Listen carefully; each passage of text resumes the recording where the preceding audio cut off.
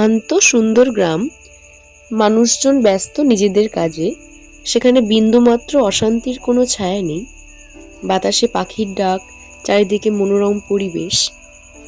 হঠাৎই একদিন গ্রামে আসে এক অদ্ভুত বৃদ্ধ ভিক্ষুক এবং সে বলে, শোনো শোনো শোনো শোনো গ্রামবাসীরা, তোমাদের উদ্দেশ্যে আমি 3টি প্রশ্ন করব।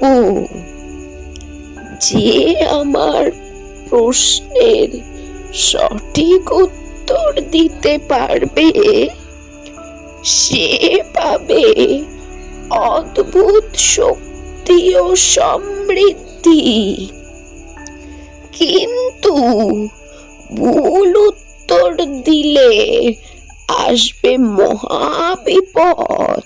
3জন কিশোর কিশোরী, অর্ক, মিনা আর জয়া। এরা একদিকে যেমন দুষ্টুমি করে, তেমনি খুবই বন্ধুত্বসুলভ ভাব 3জনের মধ্যে। ঘরে বসে এরা বৃদ্ধের কথাটি খুব মনোযোগ সহকারে শুনছিল।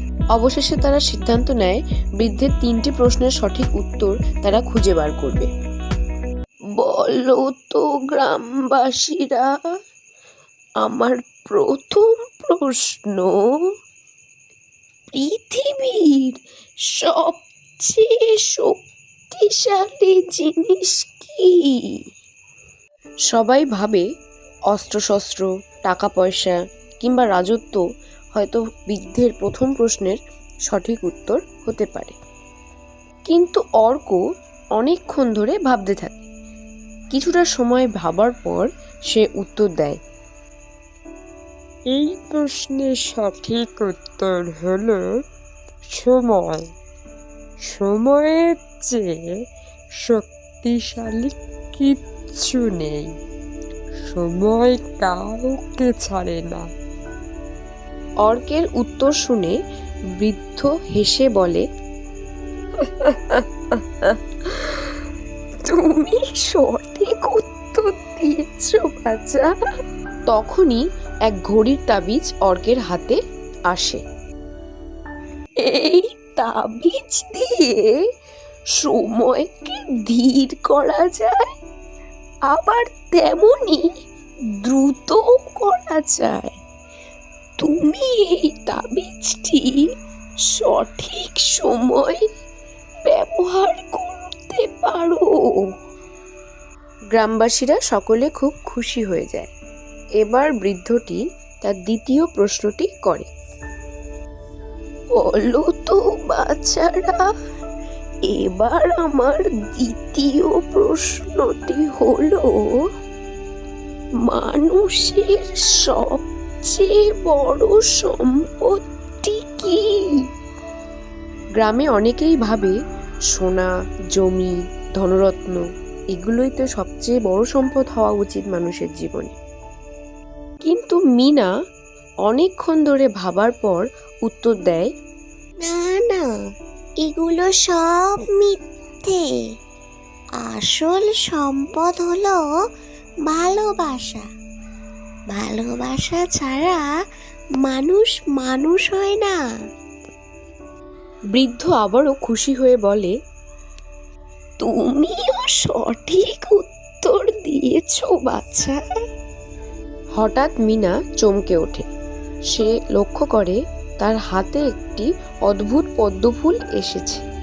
এই ফুল দিয়ে যে কাউকে শান্ত করা যায় এবং সময় মতো তার রাগও মুছে ফেলা যায়।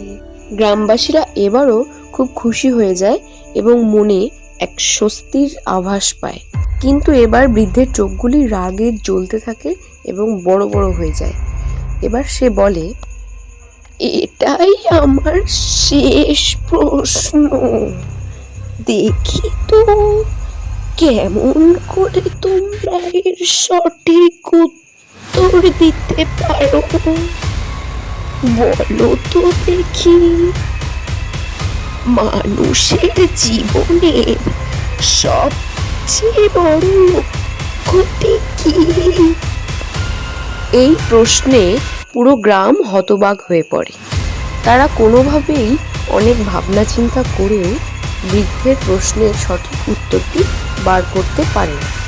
জয়া অনেকক্ষণ ধরে ভাবতে থাকে কি হতে পারে উত্তরটা। হঠাৎই সামনে একটি ঘটনা ঘটে। এক ক্ষুধার্ত বৃদ্ধা ভিক্ষা চাইতে চাইতে হাঁটতে হাঁটতে এগিয়ে আসছে, কিন্তু কেউই তাকে ভিক্ষা দেয় না। কিছু খেতে দেবে বাচ্চারা? অনেকদিন কিচ্ছু খাইনি, বড্ড খিদে পেয়েছে। একটু কিছু না খেলে এবার মনে হয় মরেই যাব। জয়া নিজের হাতে বৃদ্ধাকে খাবার দেয়। তারপরে সে বলে, তোমার শেষ প্রশ্নের সঠিক উত্তর হলো অন্যকে সাহায্য করা। মানুষের জীবনে সবচেয়ে বড় লক্ষ্য হলো মানুষকে সাহায্য করা। দয়ার মধ্যে সবকিছুই লুকানো আছে। সঠিক উত্তর দেওয়ার জন্য জয়া পায় এক দীপশিখা। এই প্রদীপটি তুমি অন্ধকারে ব্যবহার করতে পারো, যা আলো মরিয়ে দেবে। হঠাৎ কাহিনীর এক অদ্ভুত মোড় নেয়। অশুভ শক্তির আবির্ভাব ঘটে। বৃদ্ধ তার আসল রূপটি নেয়। সে এক অশুভ জাদুকর। তার উদ্দেশ্য ছিল গ্রামকে ধ্বংস করা।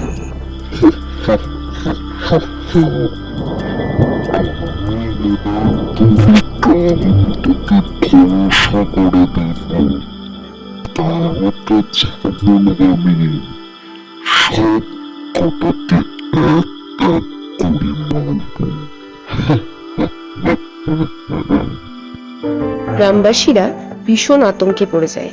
তারা চিন্তা করতে থাকে কিভাবে তারা এই দানবের হাত থেকে নিজেদের জীবনকে রক্ষা করবে। ঠিক সেই সময় তিন বন্ধু তিনটে শক্তির সঠিক প্রয়োগ করে। অর্ক সময়ের তাবিজ ব্যবহার করে দানবকে ধীর করে। মিনা পদ্মফুল দিয়ে গ্রামবাসীদের ভয় দূর করে। আর জয়া দীপশিখা জ্বালিয়ে অন্ধকার সরিয়ে আলোর আগমন ঘটায়। তিন শক্তি একত্র হয়ে দানবকে ধ্বংস করে। অবশেষে গ্রামে শান্তি ফিরে আসে। গ্রামবাসীরা আনন্দে উৎফুল্ল হয়ে ওঠে। সবার মনে অনেক আনন্দ। বৃদ্ধ আর নেই, কেবল বাতাসে তার কণ্ঠ শোনা যায়। তোমরা শিখেছো জীবনের আসল শিক্ষা। সময়, ভালোবাসা আর দয়া এদের মিশেই গড়ে ওঠে মানব জীবনের শক্তি।